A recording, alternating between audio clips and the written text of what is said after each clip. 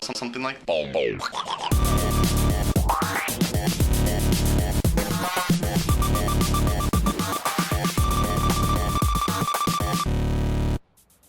Hello and welcome once again. I'm Imran Garda and you're in the stream. Today, the militarization of civilian police forces. We look at how technology is shaping law enforcement's response to protests.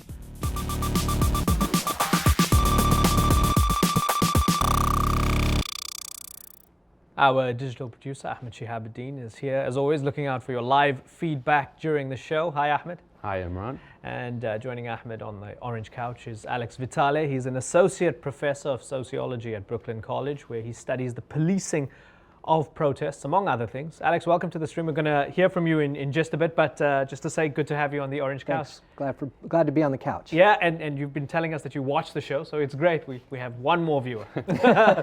Now, remember, you can now follow news updates from the stream on Google+. We're posting video clips and related content from our latest shows there, so do check it out. Here's Ahmed now with your feedback.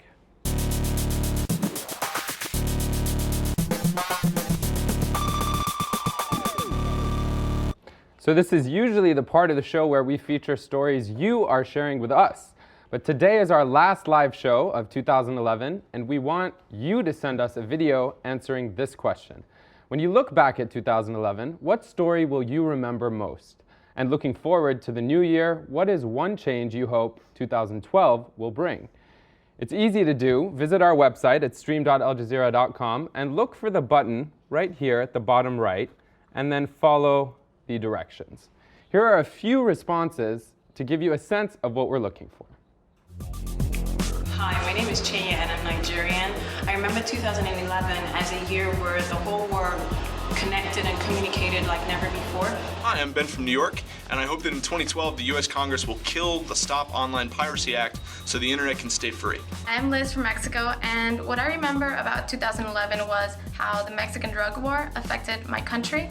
I hope that in 2012, the Mexican elections can provide a breakthrough to bring peace. My name is Mark, and when I look back on 2011, I'm going to remember Arab Spring, the movements in Libya and Egypt, and how social media was instrumental in them. I'm Ahmed from the Orange Couch, and looking back at 2011, I'm definitely going to remember all of the great stories that we brought to air together. And in 2012, I can only hope that those of you who've been watching the show but not contributing will finally share your stories with us. Thanks, Ahmed, from the orange couch. One David has its own zip code.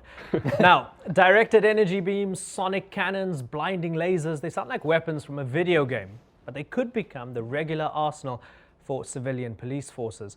In the United States, billions have been spent on counterterrorism needs for local police departments. But has the combination of greater funding and advanced technology blurred the line between military-style policing and community law enforcement? Well, in a year of wide-ranging protests, we've seen many riot squads in action. This from UC Berkeley. They've been in action as well as numerous instances of police brutality. So does the improved battle gear actually keep the public safe, or does it actually encourage confrontation? Now, also joining us via Skype to give us a bit more perspective is Spencer Ackerman, a senior reporter at Wired magazine. He writes for their national security blog, Danger Room. Spencer, welcome to the stream. Good to have you on the program. Let's start with you, Spencer. I asked Alex in the pre-show, is a scary RoboCop kind of police presence globally becoming more of a reality? If it were actually RoboCop, then no. But there's definitely in the United States, certainly, the beginnings of an expanded use of drones, basically flying remotely controlled robots with advanced surveillance technology, increasingly becoming thinkable among civilian police forces. And there are a lot of restrictions right now on their use inside the United States, but more and more police departments around the country are kind of falling in love with drone technology, kind of mimicking in a delayed pace the way the U.S. military has. Yeah, I want to actually bring to your attention this incredible drone, and this conversation is not going to only be about drones, but here's this police drone in Texas. Here's the picture over here, and I want to show you a little bit of a video from military.com. This drone, which was launched in Texas, used by the police forces there, can actually fire a taser at somebody on the street, right? This is absolutely incredible. It's almost like a divine punishment. You know, if you blaspheme, the taser hits you. Alex, I suppose, thinking of police using taser drones, it's absolutely frightening. Who on earth gave the police this sort of authority to do that? You know, the use of this technology per se is not necessarily the problem. It's really about how the technology is being used. And the first thing that came to mind was, you know, one of the procedures for using a taser is you got to give a warning. I want you to stop what you're doing or I'm going to taser you. So does this thing have a microphone and a loudspeaker that allows some two-way? My guess is no. So then you've got someone making remote decisions about how to handle some kind of complicated situation. And it has a grenade launcher as well, besides the taser, you know? Yeah, so, you know, one can imagine this kind of 24 type unbelievable situation where that drone might help resolve some situation, but the problem is that those situations are so rare, the technology is sitting around on a shelf, and then they are always finding new uses for it. And it's always these new uses that were not the intended uses that get the police into trouble. Yeah, and Ahmed, many of the members of our community are asking, is it actually the business of the police to not only start looking like the military, but to start, you know, exhibiting the psychology of the military as well, in the way the police treat their citizens is the way the military treats foreign citizens, like an occupying force, of course. It's true, you know, that's a point that comes up often, and Sandra Dixon on Twitter actually says, for example, riot police should not be needed at all. I mean, perhaps that's a bit extreme, but she says governments should engage with their people more and have other forums where grievances can actually be, you know, raised. You know, presumably that's why people are protesting. And again, we have this video comment that touches on the same subject from Mark Gonzalez. He says, what really defines safety in general? Let's take a listen. Seems we're having a lag. Let's see if it catches up. My name is Mark Gonzalez. My question is, when the military is the control arm of the state for external populations, and the police are the control arm of the state for local populations, including those labeled non-citizen or non-human, how do we change the conversation from police and military to what is the definition of safety? Yeah, you know, there's a lot of gray area there. And this is from Uganda. And you see here fatigues and some heavy weapons, but these are actually police officers. Conversely, you have in Thailand, you know, you've got the full-on military who were called out to control the red shirt movement. So in some ways, I don't want to get bogged down in labeling who's the police and who's the military. We want to ask some tough questions about, you know, is the use of force appropriate? Is it lawful? Does it respect basic human rights? And also, who's making the decisions? Is it local police commanders or is it higher up political officials? Who should be held accountable for this level of force that's being used? Yeah, that's a really good question, Spen. So who should be held accountable? Who's making the decisions when, for example, SWAT teams are being sent into somebody's house because he's suspected of having, you know, maybe a kilo of marijuana, and they're going in and shooting if the guy actually shows a bit of dissent? Who's making these decisions? Well, the way you answer that question depends on something that we haven't really touched on yet, which is these advances in technology and in capabilities for police forces are more or less dangerous to be turned on their own citizens in countries where there's not a strong rule of law. So we've seen the horrific images out of Egypt for the past week, out of Syria for the past, several weeks now. You would think about police forces, security forces in those countries, being especially egregious when greeted with these advances. And they're probably, several years in coming over there. In the United States, a couple months ago, I had a conversation with a representative of Miami's police force, which was about to get cleared to use a flying surveillance drone, not a weaponized drone. And those are, by the way, the more likely drones for civilian uses, those that aren't armed. They're just flying spies.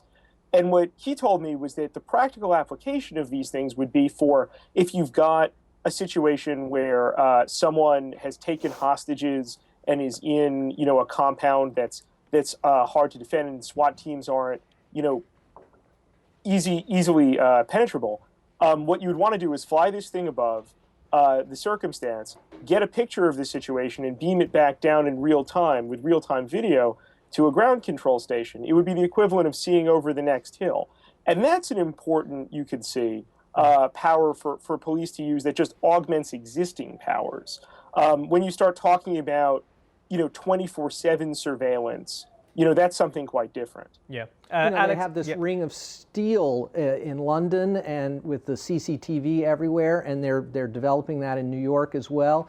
So it's not exactly new technology, it's just the extent of it and how it's being used and who's monitoring this, and is stuff being stored away digitally for years to come so that we can track individuals' movements. So again, it's not just the technology, it's how it's being used, what are the accountabilities. And you're saying this is not, this is not a new thing. I wonder, with this explosion of social media and people being able to tell their story from on the ground, it being very imminent from their cell phones, with pictures, with video, with tweets and the like, because of Occupy Wall Street and the explosion in technology, have we just, in a way, noticed it now? Yeah, and not just but this has been a trend going on for decades. Yeah, and not just in the U.S., in the Middle East as well, with the Arab Spring. I mean, a lot of this technology in the U.S. was developed to use in the war on drugs, but that technology was being used on raids at 4 a.m. in neighborhoods where people don't have video cameras. What's new is that now this technology is being used in front of tons of people with cell phones and video cameras and the news media present, and so it's really forcing everyone to take a hard look at this technology and how it's being used. And let's take that a step further, actually. It's not just police forces and militaries that have drone capability and drone technology. A drone really can be as simple as a camera hooked up to a remote-controlled, aircraft. In Poland, there was a big demonstration a couple weeks ago in which essentially the demonstrators, seeing a phalanx of cops in riot gear in front of them, fly a remote-control plane equipped with I think a flip cam, and take videos of basically where entrances and egresses are to main boulevards and how they're defended or fortified by police, and get that back down to themselves in real time. So it's not just that the proliferation of this technology is a one-way street going from the military to the police. It really can go in very unexpected directions and could be used as an asset for those resisting state force as well. It's interesting, Spencer, speaking about Occupy Wall Street and that movement, we had online, we put out this tweet, we said, in what ways has Occupy brought attention to the militarization of, local law enforcement? ZTL Fire says, you are no longer the protected citizen with rights, you are the enemy combatant that threatens the elite. Now, some people might think this is an extreme perspective, but the technology aside, with the advent and the passing in Congress of the NDAA, the National Defense Authorization Act, which could potentially give federal agencies the right to detain U.S. citizens, indefinitely on U.S. soil, and more importantly, the jurisdiction that they can actually operate and function in the U.S. What does that mean for the potential proliferation of these technologies? It seems Congress thinks that they're justified in doing this. Well, with the provisions from the defense bill, there has to be some mechanism for adjudicating whether someone actually is a terrorist. And what a lot of people have problems with the defense bill is that if an American citizen can just be locked up without any access to trial, on the basis of just being accused of being a terrorist, then you could see, flying devices in the sky being used for all kinds of malefactory purposes.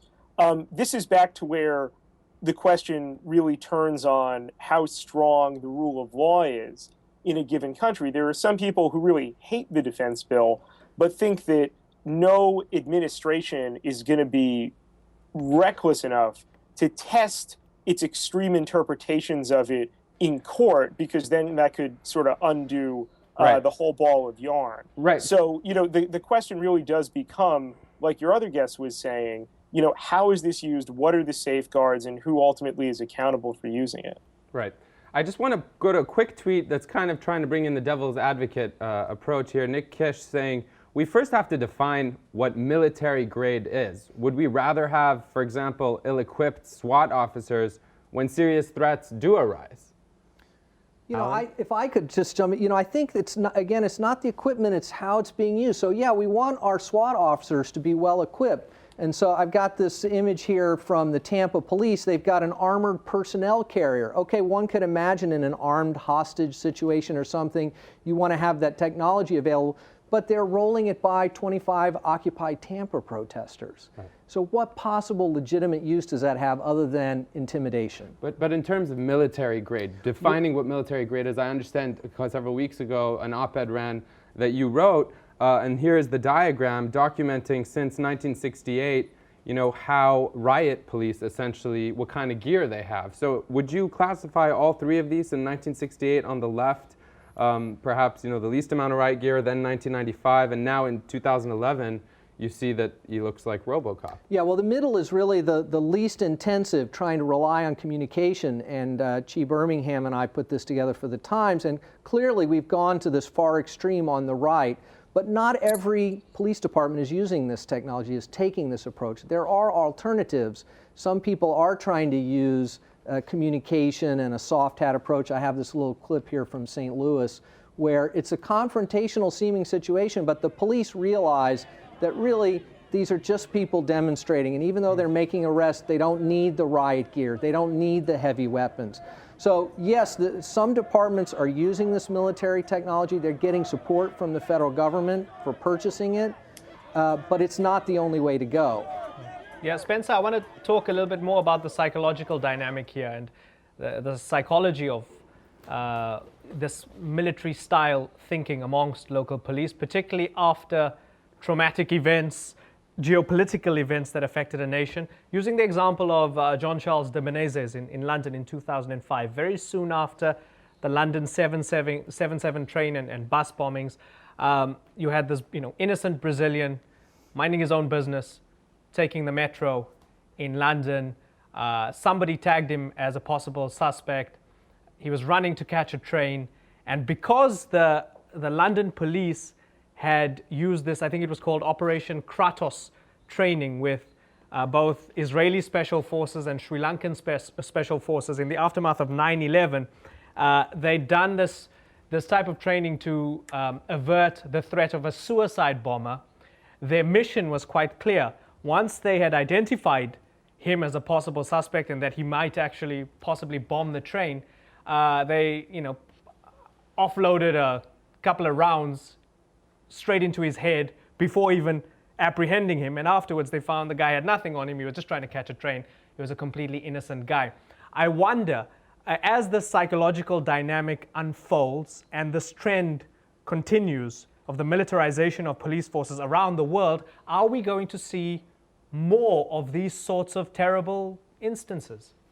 There's an irony that exists over this whole debate, which is that for a very long time, an argument you would frequently hear in the U.S. military is that soldiers aren't police, by which they meant to say they didn't want to be put in situations where they had to actively adjudicate between who was innocent of a particular action and who was guilty, because, soldiers don't have the luxury of investigations the way police do, and they also don't have the burden of respecting people's rights beyond, what's in the Geneva Conventions. And so, soldiers and police, they really wanted to say, just perform two separate functions. They're qualitatively different.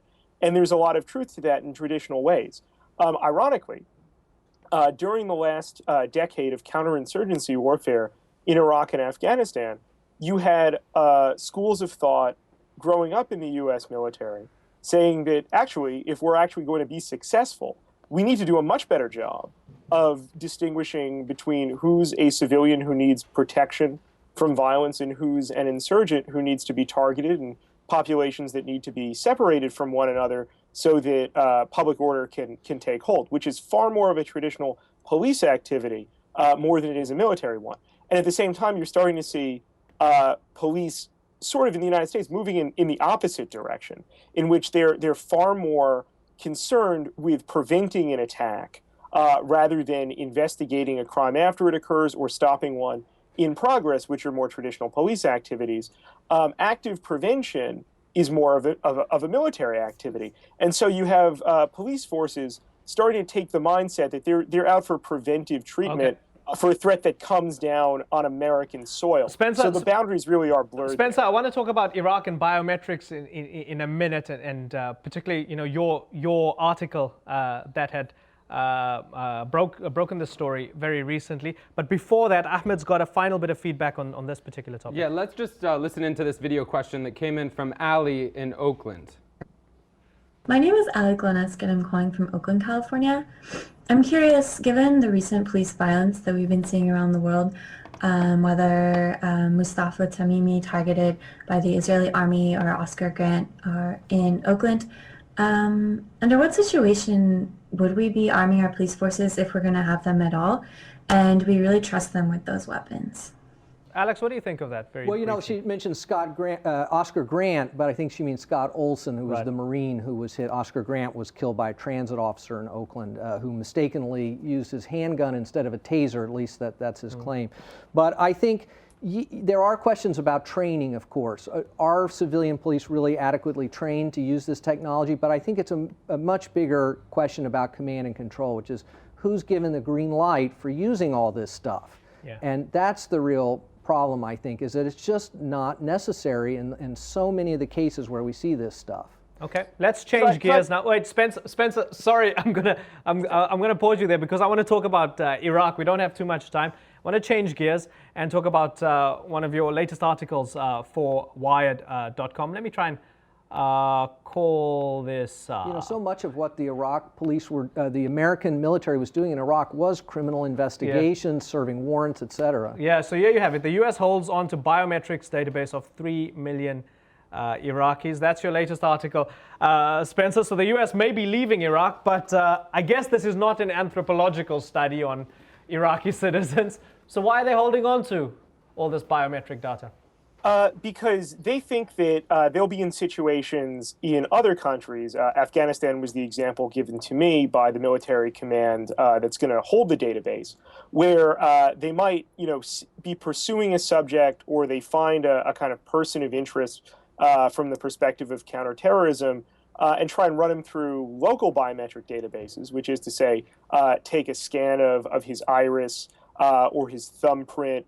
And run that through a database of collected known terrorists or known, suspected terrorists. Doesn't show up in that database, but now can cross-reference it with this huge, voluminous biometrics database from Iraq, and perhaps that will help determine whether someone they pick up elsewhere is a person of interest. But it is rather striking that a database the U.S. Collected really, really aggressively in Iraq, which has essentially biometric, very specific information on 10% of the Iraqi population, doesn't get returned to the Iraqi government after a war ends. It just sort of stays in the United States. Yeah, that's the crucial thing here, Alex. The Iraqi government doesn't actually have control over this. I hate using the word, but I think it might apply here. George Orwell, well, that's 2 words, but Orwellian.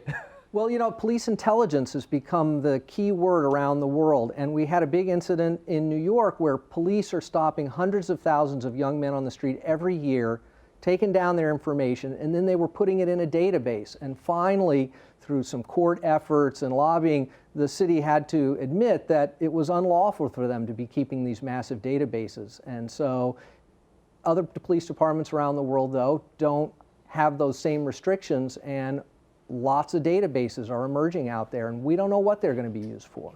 Yeah, Ahmed, have we had much feedback on this particular issue?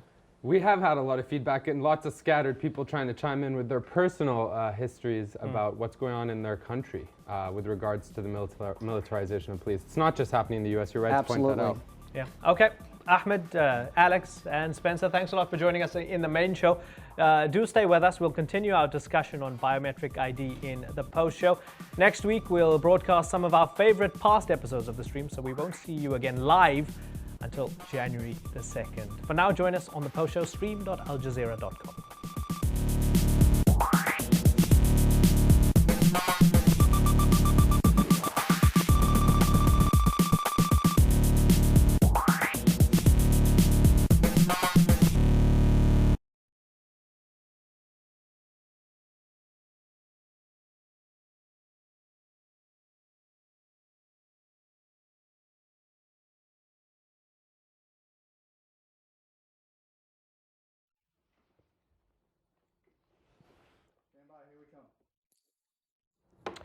Welcome back to the post show on stream.aljazeera.com. I said something to offend Ahmed and he's just stormed out of the room.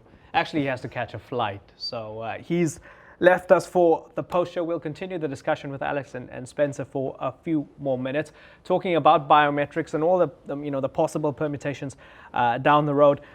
Spencer, when it comes to anybody collecting your personal information, whether it's a thumbprint, whether it's an iris scan, or anything deeper than that, whether somebody's taking a blood sample or trying to probe into your private life, the issues of civil liberties and your own personal space and personal rights arise. What does it mean for not only the Iraqi people who are getting their biometrics hoovered up by the United States, a leaving force at the end of a war? What does it not only mean for them, but for the future of state-to-state interaction and this kind of it almost opens up a kind of master-servant dynamic here, does it not? Well, there's a kind of damned if you do, damned if you don't with this database. Do you purge it and risk losing a source of intelligence? And it's not only an intelligence database about terrorists. It's also you track, for instance, people who worked on American bases. Got biometrically scanned. People who joined the Iraqi police got biometrically scanned. It was a lot more than just a counterterrorism tool. So do you get rid of that, or do you alternatively turn it over to the Iraqi government, which, as we've seen depressing reminders of in the last week, is riven by sectarian factionalism? You could see how that database, in the hands not of the United States, but in the hands of the Iraqi government, could be, a wish list for a sectarian militia or a death squad. So there's that additional complication as well. Really, what the fact that the U.S. isn't turning over this database, indicates above all else is that you shouldn't expect that extreme wartime situations for intelligence collection of this sort go away when the war goes away. One could imagine a kind of, for lack of a better term, government market in biometric data between one another in order to, get, a favor for a favor for a favor about some obscure aspect of statecraft. Well, WikiLeaks had indicated to us that Hillary Clinton had actually instructed diplomats at the United Nations to take, credit card details and prints and the like of other diplomats. I mean, that's almost another discussion entirely. Alex, back to your speciality, protests and people in a crowd who can be identified. We know facial recognition technology is a big thing nowadays. Even with something like Facebook nowadays, theoretically, I could go out onto the street, take a photograph of somebody, and if I am a friend of that person on Facebook, they can automatically be tagged, so I can see somebody's face, click, stick that photograph into Facebook, the tag comes up, and then their biographical information follows. How does that relate to the concept of people losing their civil liberties? Well, context is really important. In a situation where you have robust civil liberties, if we're engaged in lawful nonviolent protests, we shouldn't have to worry about those things. I don't want to hide the fact that I have political views and feel strongly about them. So the problem is in repressive regimes, where ironically the social media has been so important in creating these networks, since you can't have as open an organizing process. So I know this is a big challenge to organizers in a lot of places around the world, is how to build that network of communication but not have the government using that for intelligence gathering purposes to repress their movements. Yeah, Spencer, if I've been to 5 or 6 rallies or protests and the government doesn't like those rallies or protests that I've been to, and they've tagged me at each one of them using these myriad methods, they've unfairly, stuck me into some sort of basket or box, haven't they? And really, again, what it comes down to is, what are the rules under the law for determining how long the government can collect that information and what it can do with it? Usually in these sorts of, take, for example, telephone or email surveillance. There are usually such things called minimization procedures by which, when the government has collected information sort of by accident, what they like to call incidental collection. Say, for instance, if you're part of a group email and one of the recipients or the sender of that email is someone who is under a court order for surveillance and doesn't know it, the government is supposed to get rid of your information. It's supposed to get rid of your email. It's supposed to purge the contents of it, as well as your email address. We've yet to have sufficient cases move through the legal system to determine how long can the government hold on to facially recognized tagged images of people who are attending mass demonstrations if something happens to break out. To bring it back around to where we started with the use of drones by police forces, these things are going to hover in the sky for a fair amount of time. Unlike manned planes, they have the option of loitering over a particular space without all of the constraints of human physiology. So when they take pictures from a given image, from a given location of a given image, what can the government actually do with that? We don't really have a sufficient answer to that yet. And transparency is an issue, because there's what the government may say it's doing and what the courts may be ordering them to do, but we don't really know often. That's a good point. And back to the semantics of terminology, Alex, Melanie Huff, who regularly contributes to the stream, has asked in a tweet, what constitutes a riot? Is it a protest the police don't like? It's relative, isn't it? Well, sure, because the whole issue of proportionality is so central here. Why do we need all this heavy equipment if people are sitting in a park? And I think that's what the UC Davis pepper spraying incident really captured for a lot of people, was just the disproportionality of the force being used. Here are some college students on campus linking arms, and they're subjected to basically chemical weapons. Spencer, any final thoughts before we wrap up? One thing I would just say is that it's important in these circumstances to rigorously distinguish when talking about drones between armed drones and surveillance drones. Most drones are not armed. They don't have a weapon on them. It's not like North Dakota is going to be turned by the police into North Waziristan. And it's not like just because you're at risk of being surveilled by a drone that you're also at risk of getting a missile attacking your building. So it's just important to keep that distinction in mind. Spencer, that's not going to placate people when they see these things hovering over their houses. No, certainly not. I don't mean it like that. I just mean it from a like if you tell somebody you're not going to be shot at, I mean, they're not going to be happy. You're just going to be surveilled all the time. No, I don't mean it as a statement, excusing it or anything. It's just, when we're discussing these things, I tend to find a lot of people think when they hear drones, they think, flying weapons, and that's not always the case. Alex, final thoughts to wrap up? I think accountability and transparency are the two key words here. Who's calling the shots? How do we hold them accountable? And how do we know what's going on? Okay. Thanks, gentlemen. Great pleasure having you on our final live program for the year. As I said, next week we'll be playing a collection of some of our favorite episodes from the past 8 months or so. So we hope you continue to watch. Next week, Ahmed and I and Derek will have varying hairstyles and looks because it's a medley. Alex, hope to have you on the Orange Couch again. My pleasure. Fascinating hearing your thoughts, and once again, thanks to Spencer Ackerman. We'll see you in the new year. Keep watching the stream. Bye-bye.